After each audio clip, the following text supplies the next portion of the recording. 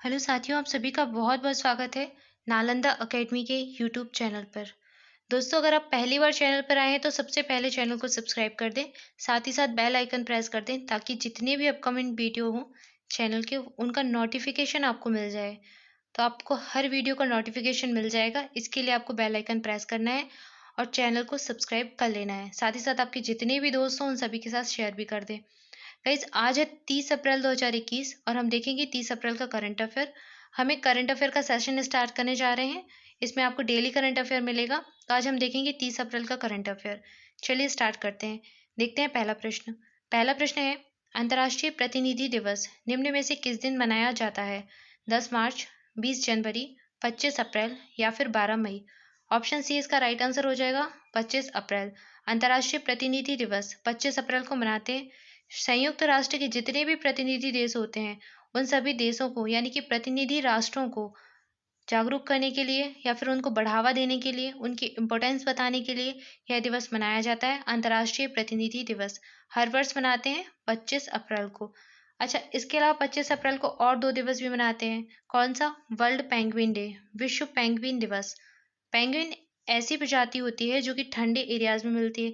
जितने भी बर्फ वाले इलाके होंगे वहां पर आपको पेंगुइन देखने मिल जाएगा। दक्षिणी गोलार्ध के अधिकांश देशों में मिल जाएगा। अंटार्कटिका द्वीप पर इसका प्राकृतिक आवास होता है। जहाँ पर ज़्यादातर बर्फ पाई जाएगी और ठंडे इलाके होंगे वहाँ पर आपको पेंगुइन प्रजाति देखने मिल जाएगी। पेंगुइन पेंगुइन पेंगुइन प्रजाति आपको देखने मिल जाएगी। तो वर्ल्ड पेंगुइन डे, विश्व पेंगुइन दिवस 25 अप्रैल को मनाते हैं। इनके संरक्षण के लिए, लोगों को बताने के लिए, जागरूक करने के लिए मनाया जाता है 25 अप्रैल को। इसके अलावा कौन सा दिवस मनाते हैं? 25 अप्रैल को ही मनाते हैं विश्व मलेरिया दिवस, वर्ल्ड मलेरिया डे। विश्व मलेरिया दिवस 25 अप्रैल को मनाते हैं। अच्छा, भारत का लक्ष्य 2030 तक भारत को मलेरिया से मुक्त कर लेना। इसके अलावा एक रिपोर्ट आई थी हाल ही में, उस रिपोर्ट में बताया गया था कि जो भारत देश है वह 84% यानी कि 84% तक मलेरिया के मामलों में कमी आई है। तो 84% तक मलेरिया के मामलों में कमी आई है और भारत का लक्ष्य है 2030 तक भारत को मलेरिया से मुक्त कर लेना। ठीक है। इसके अलावा आप एक और रोग पढ़ते हैं, ट्यूबरक्लोसिस, टीबी। टीबी रोग से भारत को मुक्त होना है 2025 तक। तो आपको कंफ्यूज नहीं होना है 2025 और 2030 में। टीबी का लक्ष्य है टीबी से मुक्त भारत को करना है 2025 तक और मलेरिया से मुक्त भारत को करना है 2030 तक। राइट। ऑप्शन सी इसका राइट आंसर हो जाएगा, 25 अप्रैल अंतर्राष्ट्रीय प्रतिनिधि दिवस। तीनों दिवस याद रखने हैं। देखते हैं अगला प्रश्न। नेक्स्ट हो जाएगा अंतर्राष्ट्रीय नृत्य दिवस। दिवस से ही संबंधित है अगला प्रश्न भी। इंटरनेशनल डांस डे कब मनाते हैं? 10 जनवरी, 15 मार्च, 20 मई या फिर 29 अप्रैल। इस प्रश्न का राइट आंसर हो जाएगा ऑप्शन डी, 29 अप्रैल। 29 अप्रैल को अंतर्राष्ट्रीय नृत्य दिवस यानी कि इंटरनेशनल डांस डे सेलिब्रेट किया जाता है। इंटरनेशनल थिएटर इंस्टीट्यूट, आईटीआई, अंतर्राष्ट्रीय रंगमंच जो संस्थान होता है उसकी नृत्य समिति इसको दिवस को मनाती है, हर वर्ष सेलिब्रेट करती है और इस दिवस को पूरी दुनिया में एक महोत्सव के रूप में मनाया जाता है। कब मनाते हैं? 29 अप्रैल। इंपॉर्टेंट दिवस है, इसको नोट कर लीजिए स्टार मार्क लगा के। आइए देखते हैं अगला प्रश्न। नेक्स्ट है, डीआरडीओ ने किस शहर में कोविड अस्पताल स्थापित करने की घोषणा की है? ऑप्शन ए है अहमदाबाद, ऑप्शन बी है भोपाल, ऑप्शन सी है लखनऊ, ऑप्शन डी है जयपुर। इस प्रश्न का राइट आंसर हो जाएगा ऑप्शन ए, अहमदाबाद। डीआरडीओ अहमदाबाद में एक कोविड अस्पताल स्थापित करने जा रहा है, ऐसी इसने घोषणा की है। अहमदाबाद कहाँ स्थित है? अहमदाबाद गुजरात में स्थित है। भारत का जो राज्य है गुजरात, उस राज्य में अहमदाबाद स्थित है और अहमदाबाद में डीआरडीओ के द्वारा कोविड अस्पताल स्थापित किया जाएगा। कोविड क्या है? कोविड-19 कोरोना वायरस से संबंधित एक बीमारी है जिसका नाम दिया गया है कोविड-19। सभी जानते हैं अभी भारत देश इससे सबसे ज़्यादा ग्रसित है। कोरोना की जो दूसरी लहर आई है उसका सबसे ज़्यादा प्रभाव भारत पर है। तो भारत अभी इस बीमारी से जूझ रहा है और इसी के लिए एक अस्पताल स्थापित करने जा रहा है डीआरडीओ, गुजरात राज्य के अहमदाबाद शहर में। अच्छा, डीआरडीओ की बात कर लेते हैं। डीआरडीओ क्या है? Defence research and development organisation, इसका फुल फॉर्म हो जाएगा। क्या हो जाएगा? Defence research and development organisation of India. ये डीआरडीओ है। इसकी स्थापना हुई थी 1958 में, 1958 में इसकी स्थापना हुई थी और इसका हेडक्वार्टर है न्यू दिल्ली में। नई दिल्ली में इसका हेडक्वार्टर हो जाएगा और इसके जो वर्तमान कार्यकारी निदेशक हैं वो है जी सतीश रेड्डी। तो इनका नाम भी याद रखना है आपको।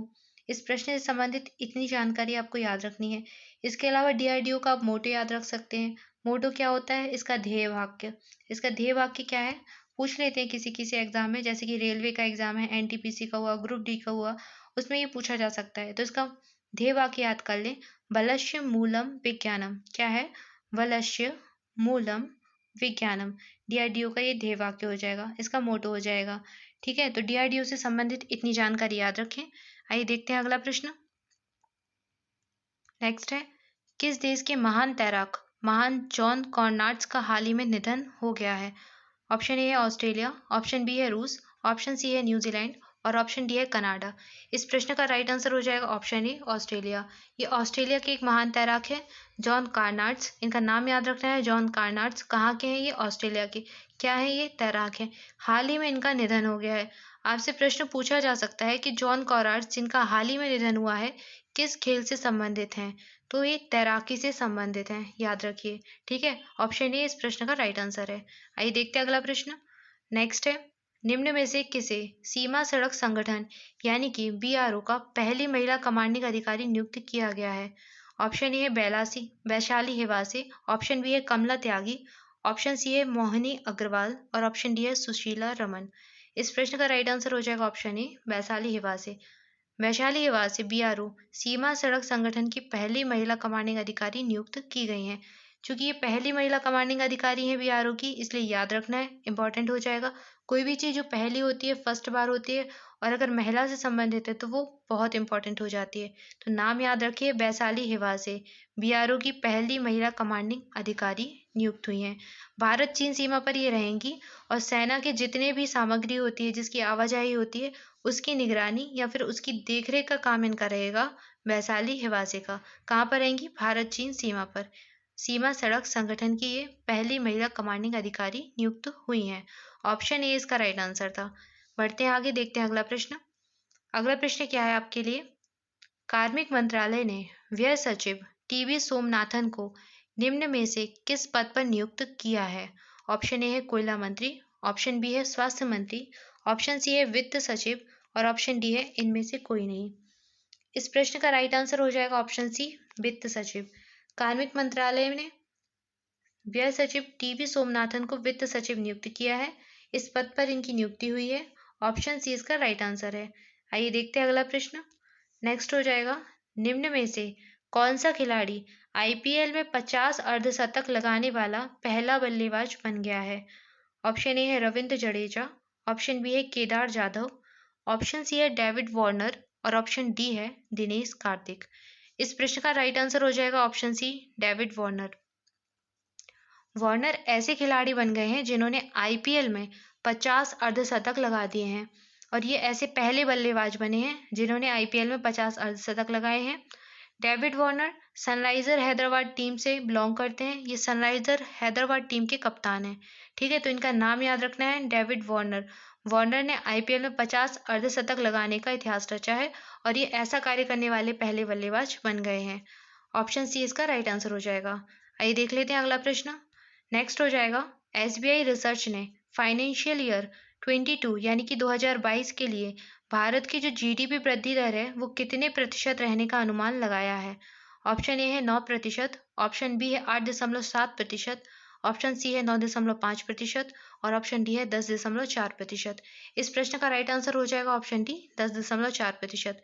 विभिन्न एजेंसियों के द्वारा फाइनेंशियल यानी कि जो आने वाला वर्ष होता है उसके लिए जीडीपी का पूर्वानुमान किया जाता है। जीडीपी क्या है? ग्रॉस डोमेस्टिक प्रोडक्ट, सकल घरेलू उत्पाद। तो इसकी वृद्धि दर का पूर्वानुमान विभिन्न एजेंसियों के द्वारा लगाया जाता है और अभी एसबीआई रिसर्च ने यह अनुमान लगाया है कितना? 10.4% का। भारत के लिए अनुमान लगाया है जीडीपी की वृद्धि दर कितनी रहेगी आने वाले वर्ष 2022 में? 10.4%। ऑप्शन डी इसका राइट आंसर हो जाएगा। आइए देखते हैं अगला प्रश्न। नेक्स्ट हो जाएगा, किस राज्य ने ई पंचायत पुरस्कार 2021 जीता है? ऑप्शन ए है उत्तर प्रदेश, ऑप्शन बी है मध्य प्रदेश, ऑप्शन सी है राजस्थान और ऑप्शन डी है तमिलनाडु। इस प्रश्न का राइट आंसर हो जाएगा ऑप्शन ए उत्तर प्रदेश। उत्तर प्रदेश ने ई पंचायत पुरस्कार 2021 जीता है। श्रेणी 1 में इसको प्रथम स्थान मिला है। इसके अलावा सेकंड रैंक पर रहा है असम और थर्ड रैंक पर रहा है उड़ीसा और तमिलनाडु। तो ये आपको याद रखना है। तमिलनाडु। उत्तर प्रदेश के मुख्यमंत्री कौन है? योगी आदित्यनाथ। और उत्तर प्रदेश की राज्यपाल याद रखिए आप, आनंदीबेन पटेल। आनंदीबेन पटेल उत्तर प्रदेश के साथ मध्य प्रदेश की भी राज्यपाल हैं। तो ये दोनों राज्यों का कार्यभार संभालती हैं, मध्य प्रदेश का भी और उत्तर प्रदेश का भी। कौन? आनंदीबेन पटेल। अब बात कर लेते हैं पंचायती राज की। तो भारत में 73वें संविधान संशोधन 73 कॉन्स्टिट्यूशन अमेंडमेंट 1992 के द्वारा संविधान संशोधन जो हुआ था, ये 1992 में 73वां, उसके द्वारा पंचायती राज व्यवस्था आई। भारत का जो संविधान है उसका भाग 9 पंचायती राज से संबंधित है। और इस संविधान संशोधन के तहत भारतीय संविधान में 11वीं अनुसूची जोड़ी गई। भारत का जो संविधान है उसमें कितनी अनुसूचियां हैं? उसमें 12 अनुसूचियां हैं। तो उन 12 अनुसूचियों में जो 11वीं अनुसूची है वो पंचायती राज की बात करती है, उसमें पंचायती राज व्यवस्था के बारे में बताया गया है। और भाग 9 पंचायती राज से संबंधित है। 73वां संविधान संशोधन 1992 1992 याद रखना है आपको। इसके अलावा संविधान का जो भाग 9 है उसमें आर्टिकल 243 से आर्टिकल 243 ओ तक पंचायती राज व्यवस्था का वर्णन किया गया है। यानी कि संविधान के लगभग 16 अनुच्छेद पंचायती राज से संबंधित हैं। और भारत में ये लागू कब हुआ था? भारत में सबसे पहले 2 अक्टूबर 1959 में राजस्थान जिले के नागौद में पंचायती राज व्यवस्था लागू हुई थी। और इसका ढांचा पूछा जाता है कि भारत में जो पंचायती राज व्यवस्था है वो किसके द्वारा लाई गई थी? तो भारत में जो ये वर्तमान में पंचायती राज व्यवस्था का ढांचा है वो है त्रिस्तरीय। यानी कि भारत में त्रिस्तरीय जो पंचायती राज व्यवस्था आई थी वो आई थी बलवंत राय मेहता समिति की सिफारिश के आधार पर। समिति का सीधे सीधे नाम पूछते हैं तो नाम याद रखना है, बलवंत राय मेहता समिति। इन्होंने दिया था त्रिस्तरीय व्यवस्था, पंचायती राज व्यवस्था की त्रिस्तरीय ढांचा इनके द्वारा ही दिया गया था। और यही अभी वर्तमान में भारत में लागू है। इसलिए बलवंत राय मेहता को father of Panchayati Raj system भी कहते हैं। अगर आपसे पूछ ले कि father of Panchayati Raj system कौन है तो वो हो जाएंगे बलवंत राय मेहता, क्योंकि इन्हीं की समिति के अनुशंसा पर भारत में त्रिस्तरीय पंचायती राज व्यवस्था आई थी। इसके अलावा आपसे पूछते हैं द्विस्तरीय मॉडल किसका है? तो भारत की जो द्विस्तरीय पंचायती राज व्यवस्था का मॉडल दिया था वो दिया गया था अशोक मेहता के द्वारा। तो ये माना नहीं गया था। माना किसका गया था? बलवंत राय मेहता का माना था। तो जो द्विस्तरीय वो अशोक मेहता ने दिया था और जो त्रिस्तरीय है वो दिया था बलवंत राय मेहता ने। तो बलवंत राय मेहता का मान लिया गया था और वर्तमान में यही भारत में प्रचलित है। अच्छा, 3 स्तर में कौन कौन से हैं? पहला होता है ग्राम पंचायत जो कि होती है ग्राम स्तर पर। दूसरा होता है पंचायत समिति जो कि होती है प्रखंड स्तर पर। और तीसरा होता है जिला परिषद। क्या होता है? जिला परिषद, जो कि होती है जिला स्तर पर यानी कि डिस्ट्रिक्ट लेवल पर। ये होती है विलेज स्तर पर, गांव के स्तर पर। ये होती है प्रखंड स्तर पर। ठीक है, तो ये तीनों स्तर आपको याद रखने हैं। पंचायती राज व्यवस्था, ये इसके बारे में जितनी जानकारी थी मैंने आपको सब बता दी, आपको याद रखना है। इस प्रश्न से संबंधित इतनी जानकारी आप याद रखिए। ऑप्शन ए इसका राइट आंसर था उत्तर प्रदेश। ई पंचायत पुरस्कार 2021 उत्तर प्रदेश राज्य को दिया गया है। आइए देखते हैं अगला प्रश्न।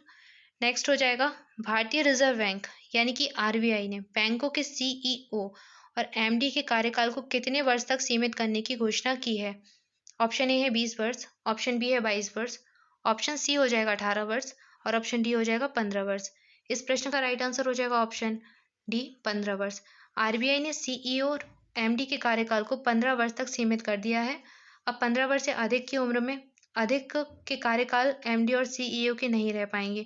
तो आरबीआई ने समिति जो भी है इसको सुधार करते हुए कार्यप्रणाली में ये नियुक्त किया है। ये सीमित कर दी है आयु, जो वर्ष कार्यकाल है वो सीमित कर दिया है 15 वर्ष तक। इसके अलावा और निर्देश भी जारी किए हैं निजी बैंकों के लिए। ऐसा कहा गया है कि 70 वर्ष से अधिक की उम्र के लिए निजी बैंक के जो एमडी सीईओ होंगे वो नहीं रह पाएंगे अपने पद पर। तो 70 वर्ष निजी बैंकों के लिए भी निर्धारित कर दिए हैं। इस प्रश्न का राइट आंसर था ऑप्शन डी 15 वर्ष। बात कर लेते हैं आरबीआई की। आरबीआई क्या है? आरबीआई भारत का रिजर्व बैंक ऑफ इंडिया यानी कि भारत का सेंट्रल बैंक, केंद्रीय बैंक है भारत का, reserve bank of India RBI. इसकी स्थापना हुई थी 1 अप्रैल 1935 में स्थापना हुई थी। हेडक्वार्टर इसका हो जाएगा मुंबई में और इसके जो अभी वर्तमान अध्यक्ष हैं वो हो जाएंगे शक्तिकांत दास। तो ये आपको याद रखना है। इस प्रश्न से संबंधित इतनी इन्फॉर्मेशन आप याद रखें। इसके बाद हम पढ़ेंगे अप्रैल महीने के महत्वपूर्ण दिवस। सो गाइस, ये था आज का करंट अफेयर, 30 अप्रैल का करंट अफेयर। जो भी क्वेश्चंस थे हमने सारे कवर कर लिए। आइए देख लेते हैं अप्रैल महीने के महत्वपूर्ण दिवस। 2 अप्रैल को मनाते हैं विश्व ऑटिज्म जागरूकता दिवस। 3 अप्रैल को मनाया जाता है हिंदी रंगमंच दिवस। 5 अप्रैल को होता है राष्ट्रीय नौवहन दिवस। 7 अप्रैल को होता है विश्व स्वास्थ्य दिवस। इंपॉर्टेंट है ये दिवस, विश्व स्वास्थ्य दिवस। क्यों मनाते हैं? क्योंकि WHO की स्थापना हुई थी 7 अप्रैल 1948 में। कब हुई थी? 1948। ईयर आपको याद रखना है। वर्ल्ड हेल्थ ऑर्गेनाइजेशन, विश्व स्वास्थ्य संगठन जो है, उसकी स्थापना हुई थी 7 अप्रैल 1948 में। इसलिए ही 7 अप्रैल को विश्व स्वास्थ्य दिवस मनाया जाता है। साथ से स्वास्थ्य याद हो जाएगा। 10 अप्रैल को मनाते हैं विश्व होम्योपैथी दिवस। क्यों मनाते हैं? क्योंकि सर हेनरी मून जो कि होम्योपैथी के जनक माने जाते हैं, उनका जन्म हुआ था 10 अप्रैल को। इन्हीं के जन्म दिवस को होम्योपैथी दिवस के रूप में सेलिब्रेट करते हैं। 13 अप्रैल को मनाया जाता है जलियांवाला बाग का दिवस। अगर आपने हिस्ट्री पढ़ी होगी तो आपने पढ़ा होगा जलियांवाला बाग का हत्याकांड 1919 में हुआ था, 1990 में।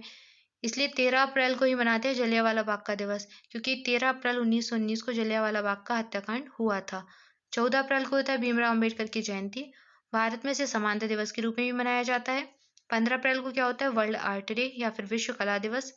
नेक्स्ट 18 अप्रैल क्या मनाते हैं? विश्व विरासत दिवस। इसे विश्व धरोहर दिवस भी कह देते हैं। इसे वर्ल्ड हेरिटेज भी कह देते हैं। इंग्लिश मीडियम के जो बच्चे हैं वर्ल्ड हेरिटेज डे लिखते हैं।